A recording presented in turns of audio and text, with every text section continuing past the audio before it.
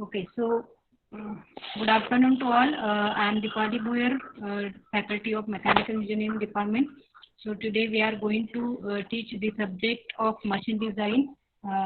So these subjects we are going to discuss under the AICT sponsored Prerna scheme. So today we are going to discuss with the static and dynamic loading topic. So let us discuss about the mark analysis of a previous GATE exam related to the machine design subject. So there are many total 7 topics which were asked in the GATE questions paper based on the machine design subject. So the first topic is design for static loading. So the total question asked in the university in the GATE exam is of 4 questions of 1 mark, 2 questions is of 2 marks, and 1 question is of 5 marks. Okay. Now the second topic is design for dynamic loading, theories of failure, fatigue strength, and ascent diagram. So from this topic, you will get the 8 questions of 1 mark, 7 questions of 2 marks, and 1 question is of a 5 marks. Then the third topic is principle of design of machine elements such as a bolted, riveted, and welted joints. So mainly the different types of joints which will get the questions based on that joint is of 9 questions, which 1 mark, 18 questions which will be of 2 marks, and the 4 question which will be of 5 marks. The next topic is fourth one, that is the shaft, gears, and keys. So this topic is basically asked for the you will get the minimum 3 questions is of 1 mark, 16 question is of 2 marks, and 4 question is of 5 marks. So this is the approximate marking system of the machine design subject. So the next topic is bearing design. So from the bearing design, you will get the 13 question is of 1 mark, 8 question is of a 2 marks, and the 3 question is of a 5 marks. The next topic is topic number 6, that is the brakes and clutches. So from this topic, you will get the 3 question is of a 1 mark, 12 question is of a 2 mark, and 2 question is of a 5 marks. And the last one topic of this machine design subject is spring and power screws. So from this topic, you will get the 4 question is of 1 mark, 4 question is of a 2 mark, and 2 question is of a 5 mark. So this is the marking system of a machine design subject. So overall, you will get the 4 to 4.5 marks questions from this machine design subject. So today we will going to discuss about the static and dynamic loading. So let us see. When we think about the static and dynamic loading on any machine part, so any machine part is failed when the loading is occurs on it. So when the loading is occurs on it, it will get deformed, and due to that external loading, the stresses are developed in it. So when the stresses are developed, so there will be a some amount of errors or some amount of effects are occurs on the machine part. Okay, so that loading may be due to the energy transmitted by machine elements. When the energy is transmitted in any machine element, then in such cases only the failures are occur. So that loading is maybe due to the dead weight, maybe due to the inertial forces, maybe due to the thermal loading, and maybe due to the frictional forces. Okay, so the load may be classified mainly of 2 types. One is the static, and second one is the dynamic. Okay, so let us see about the static load. So static load means what? When we are stand at a particular place, and there is no moment of direction, and there is no consideration of magnitude and direction. So we can say this is the static load. But when the consideration of when the consideration of magnitude and direction both are occurs, so that load is nothing but the dynamic loading. So let us first focus on the static load. So a static load is a mechanical force which is applied slowly to a over the object, any objects or any assembly. Okay, so load does not change in magnitude and direction. Okay, so the load does not change in magnitude and direction, and normally increases the steady value. Means we can consider the example of a any elevator. When we stand in the next slide, let us consider the example of elevator. In elevator, where the static loading is occurs, when we consider the 10 people are stand in an elevator and waiting for closing the door, so they can exerting a load on it. That is nothing but the static, because the people and the elevator are not moving relative to each other. Okay, so when the stresses are occurs within that elevator is in under the equilibrium condition, so we can say this is the static loading. So in the static loading, the magnitude and direction is not considerable. So in such cases, we can say this is the static loading. So as you see the diagram of static loading, that is with respect to time and load. In x direction, this is the time, and in y direction, this is the load. As the according to time, as the load is changed, then this are comes under the dynamic condition. But with respect to time, if the load are static, if the loads are stable, then we can consider this is the static loading. Okay, so let us again focus on the static loading. So a static load is a mechanical force which is applied on any assembly or any objective of a any engineering object. Okay, so when the loads are occurred on any particular object, then if they are not considered in a direction considered in magnitude and direction, then we can say it is the static loading. Okay, so simple example of static loading is the elevator. If we stand in the elevator, if we consider any 5 to 10 people are stand inside the elevator, and that elevator is waiting and the people are waiting for closing the door, so that is the condition of a static loading. So we can say in graphical format, the static loading condition is time with respect to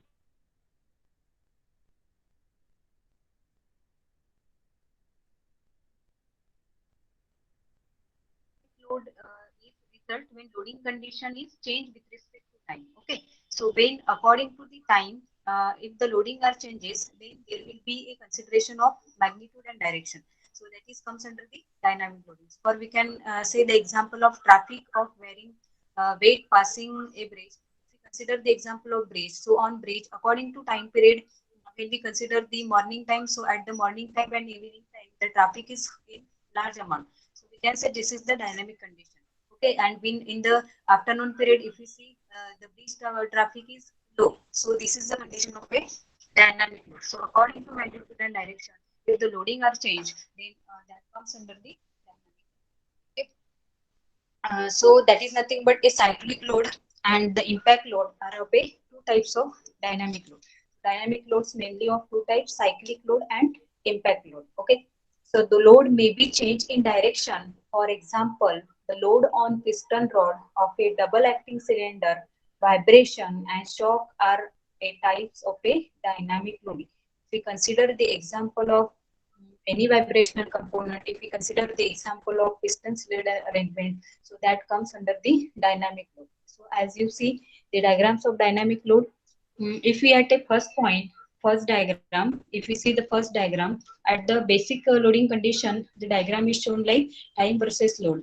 And when according to time, as the load is changes, then according to that load, the diagram get changes. Okay. And again, we see after some time, according to the time, if the load are again changed at minimum or maximum, so according to that, our dynamic load conditions are changed. Okay. So this is the dynamic loading condition. Then let us see the design for static loading. When we design of any particular a mechanical object or any material parts, so as you know, the failure criteria comes. Okay. So the material may be of two types. One is the ductile material and another is the brittle material. So let us see about the ductile material. So in the failure criteria, our first point is about ductile material. Okay. So when the stress is developed in a ductile materials, is reaches the yield state. So it start yielding and excessive plastic deformation is occurs. So therefore, the yield strength is taken as a failure criteria for ductile material. Okay.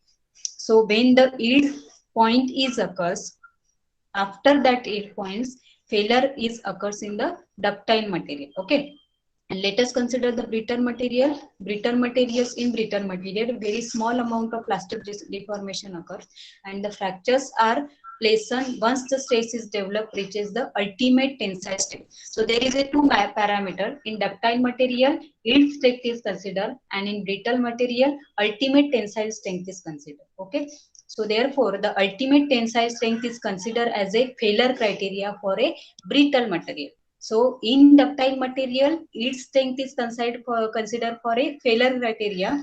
Means if the our point is above the yield strength, then the failures are occurs in that ductile material. And in brittle material, if that point reaches the tensile strength, ultimate tensile strength, then the failure criteria is occurs for that particular brittle material. Okay, so let us consider the factor of safety. As you know, for any design process, the factor of safety is mostly considered, because if we design any mechanical parts or any engineering parts, so we need to consider the safety process. So the factor of safety that depends upon the effect of failure. That effect of failure is comes under the level of severity, cost and danger involved. Means what kind of areas are available for that particular materials. So that comes under the one of the value of a factor of safety. Okay, or it is again based on the types of a load, which types of load is comes static or dynamic. Then the factor of safety value is also depends upon accuracy in load calculation. That then it depends upon the material selected, what kind of material you are selected, ductile, brittle or homogeneity. Then desired reliability, condition. Only all the considerations are considered for the value of a factor of safety. Okay, so the formula for stress, we can say it is the according to two material for the brittle and ductile. So for ductile material, we use the formula stress is equal to yield strength upon factor of safety. And for brittle material, we use stress is equal to ultimate strength upon factor of safety. Okay, so SY is the yield strength and SUT is the ultimate strength. If we consider ductile material, and if that ductile material is reached to yield strength, then the failures are occur.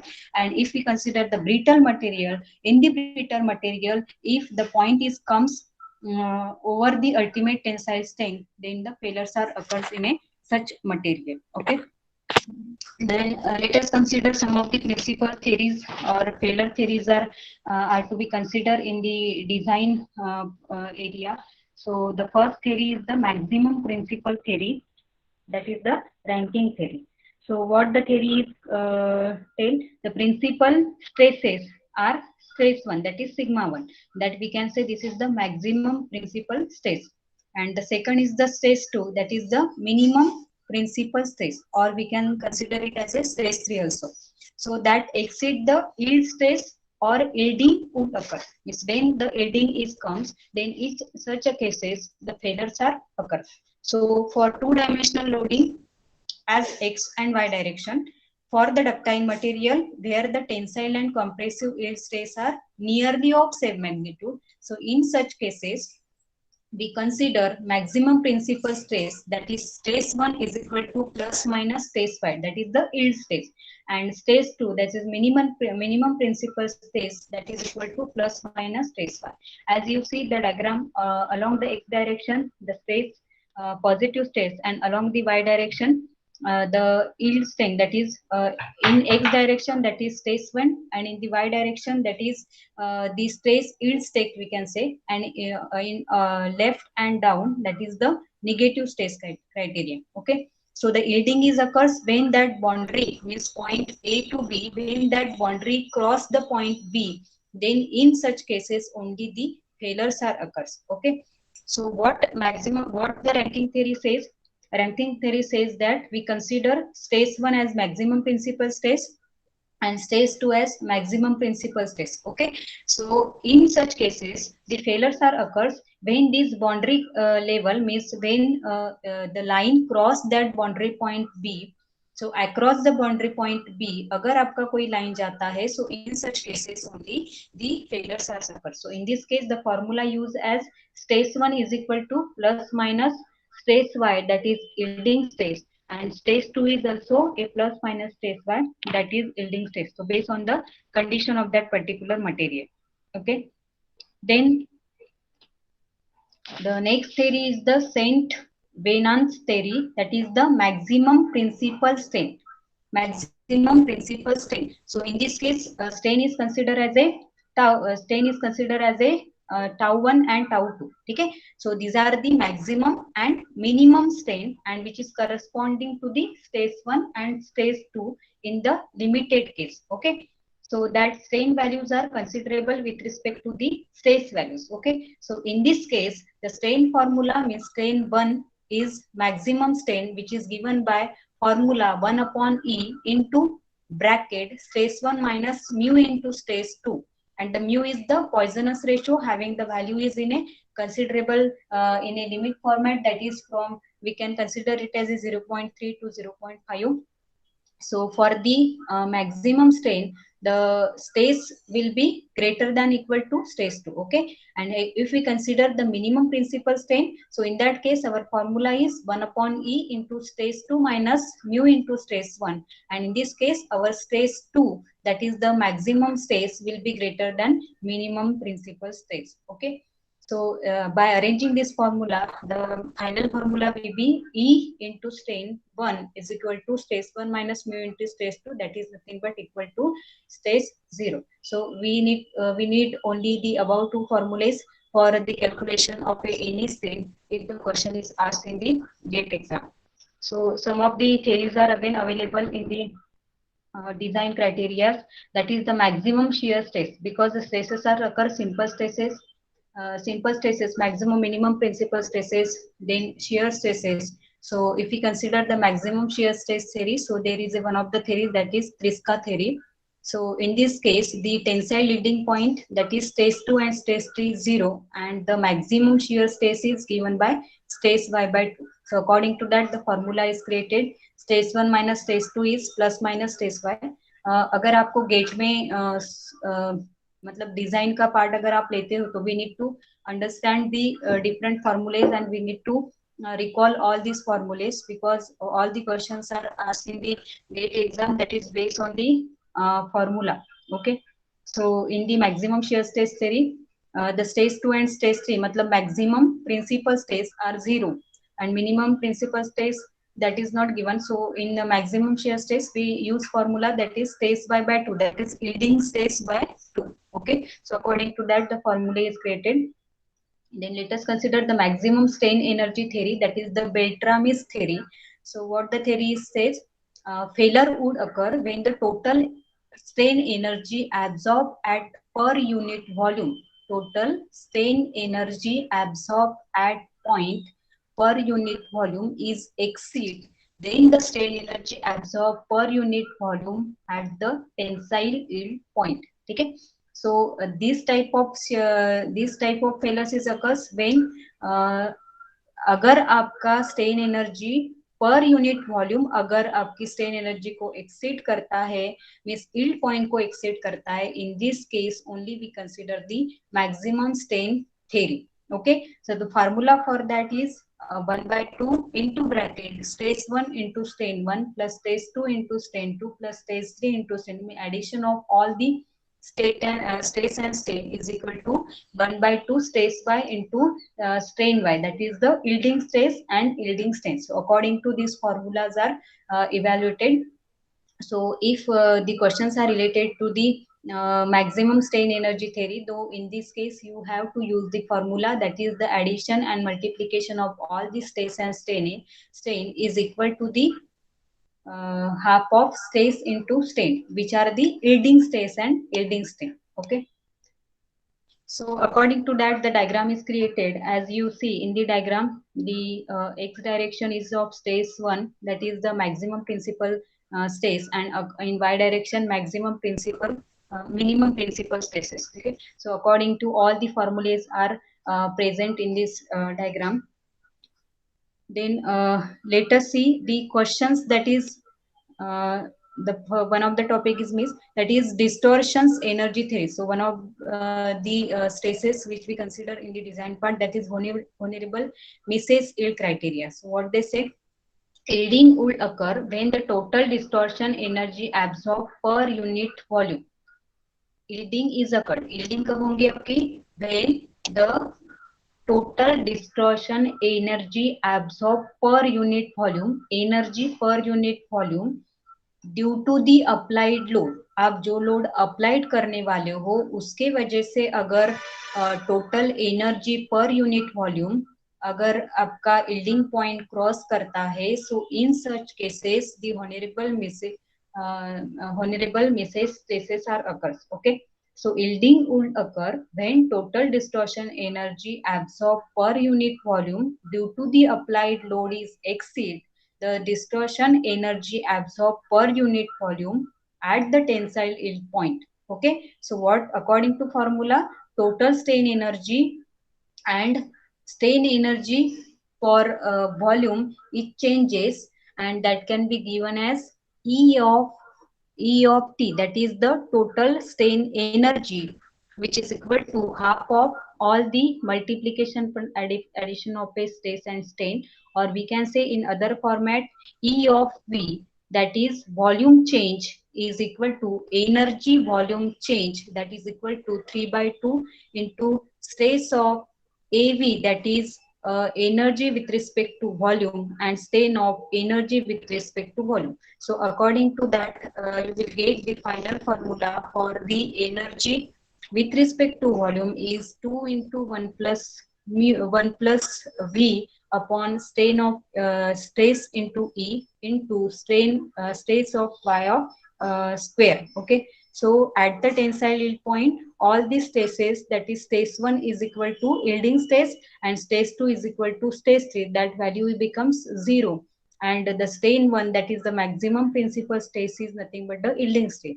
So in this case our energy formula is 2 into 1 plus mu upon 6E into stress y square. So you must to understand only the formulas that is related to the all the stresses, all the failure theories, because the mainly questions are asked on the some of the questions which were asked in the GATE questions paper.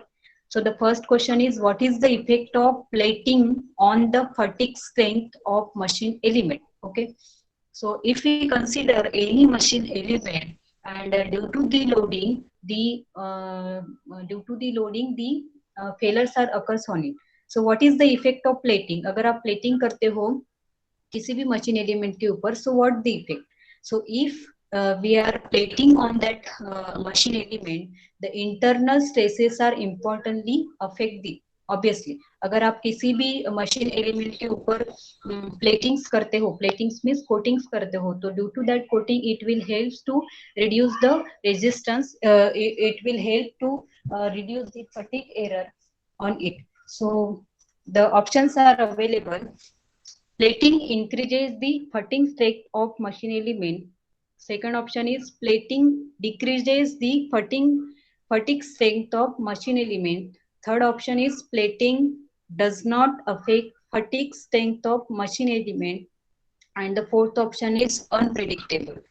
So the answer of this question is, what is the effect of plating on fatigue strength of machine element? So the effect is plating decreases fatigue strength of machine element, because if we use the plating on any machine element, that helps to decreases the whatever the failure occurs on it. Okay, so the correct option for this, or correct answer for this question is the plating means the coating decreases the fatigue strength of the any machine element. Okay, so this question is asked for the 2 marks.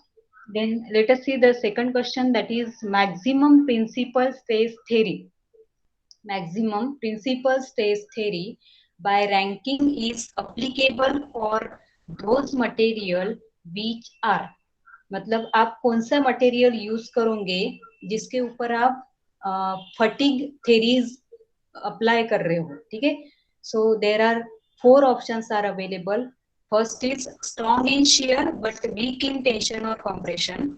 Second is weak in shear but strong in tension or compression. Third is strong in shear as well as in tension or compression. And the fourth is weak in shear as well as in tension or compression. So the question is, what is the maximum principal stress theory is applicable for which type of material? So which is applicable for the material which is strong in shear but weak in tension or compression, because the theories are applicable in all the direction. So if we are use any machine element, so the ranking theory is predicted the failure behavior of brittle material like cast iron. Okay, because the brittle material are strong in shear but weak in tension or compression. So generally the maximum principle theory, or we can say ranking theory, is applicable for brittle material. So let us see, brittle materials means what? The brittle materials are likely to be strong, highly resistive, highly corrosion resistive. So we can say example of cast iron, then steel, then any simple iron material, and the brittle material are and the ductile material are, we can say this is the breakable parts like plastics, polythene, etc. These are considered in terms of a ductile material. So for any ranking cycle we use the brittle material, and brittle material are generally in a strong in shear but they are weak in a tension and compression. So the correct answer for this question is the material whatever we are using is the brittle material, and that will be strong in shear but weak in tension and compression. Okay, let us see third question. Why is the maximum stress applied to any machine element should always be less than its ultimate stress or critical stress? So what is that? Why is maximum stress applied to any machine element? आप किसी भी machine element को अगर कोई maximum stress applied करते हो तो उस केस में आपका कौन सा पैरामीटर कंसीडर किया जाता है? ठीक है, so the options are available for safety against machine failure, to make complete use of mechanical properties of machine element. Third option is given both A and B and none of above. So the answer for this question is, when we applied maximum stress on any machine element, in this case we consider all the safety parameters of machine element, we consider all the mechanical properties of machine element. So the correct option for this question is the both A and B, because if we apply any shear stresses, if we apply any maximum principal stress theories on any machine element, so in such cases all the criteria have to be considered, that is for the safety purposes or for the failure of the machine element, for the different properties of the machine element. So in this case the correct answer would be both A and B. Okay, so the fourth question is, the load which can vary in magnitude as well as in direction. The load which can vary in magnitude as well as in direction is called as, उसको क्या बोलेंगे? Options are given: static load, dynamic load, both A and B and none of the above. So मैंने आपको बताया था, अगर किसी भी लोड को मैग्नीट्यूड और डायरेक्शंस को कंसिडर करके अगर कंसिडर किया जाता है तो that is nothing but the dynamic load. अगर विदाउट मैग्नीट्यूड एंड डायरेक्शन से अगर आप उसको अज्यूम करते हो तो that will be a static load. So the correct option for this question is the dynamic load. Okay, then let us consider the last question. The ratio of critical stress to allowable stress is called as, critical stress to allowable stress is called as, options are given: factor of stress, factor of strength, factor of safety and none of the above. So the formula for factor of safety is the ratio of critical stress by allowable stress, जो आपको पता होना चाहिए. So the correct answer for this question is the factor of safety, that is option number C, because the factor of safety is the ratio of critical stress to the allowable stress, or we can say ultimate stress to the working stress. So these are all about the machine design parts, machine design elements. So today we consider the topic of static and dynamic loading.